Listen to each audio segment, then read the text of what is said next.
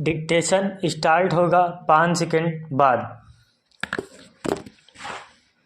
Start. सभापति महोदय, बहुत कम हुआ है कि सारे भारतवर्ष के प्रतिनिधियों को एक जगह एकत्रित होने का ऐसा अवसर जैसा आज मिला है, कहीं विधानसभा में, कहीं संसद में। कहने को तो आज भारत के ही हम सब प्रतिनिधि हैं, लेकिन जो विशाल प्रतिनिधित्व आज मैं अपने सामने देख रहा हूँ, जिसमें जीवन का एक स्पंदन सारे भारत के हृदय की धड़कन है, वह मैं देख रहा हूँ। शायद अन्यत्र ऐसा दृश्य नहीं मिलता। इसलिए आप सबको फिर एक बार मैं हृदय से कहना चाहता हूँ कि यह साक्षात्कार आपका और हमारा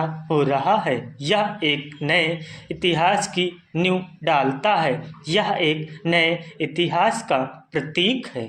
यदि कहा जाए कि सन 1947 के बाद भारत की कोटि कोटि जनता को और एक बार स्वतंत्रता मिली है, और एक बार स्वराज मिला है, और सच्चा स्वराज मिला है, जिसका वे अनुभव कर सकते हैं, जिसको वे उपयोग कर सकते हैं, तो इसमें कोई अतिशयोक्ति नहीं होगी।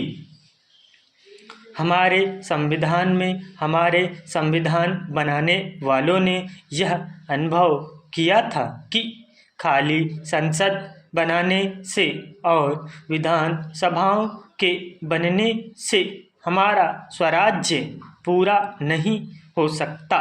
हमारे स्वराज्य का ढांचा, हमारी संसद का ढांचा पूरा नहीं होता, लेकिन उनके पास समय नहीं था।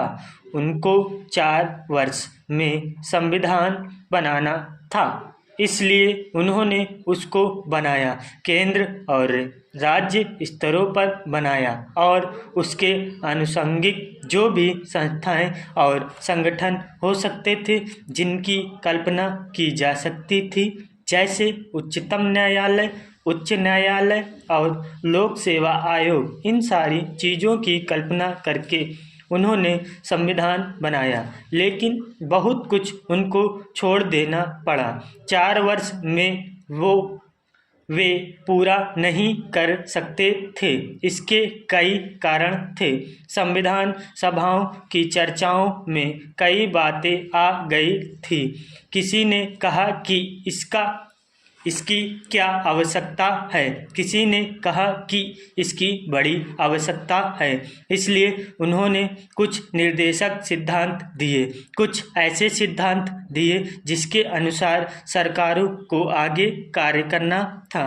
उन्होंने कहा कि यह आप कीजिए, उनमें से पंचायती राज एक है।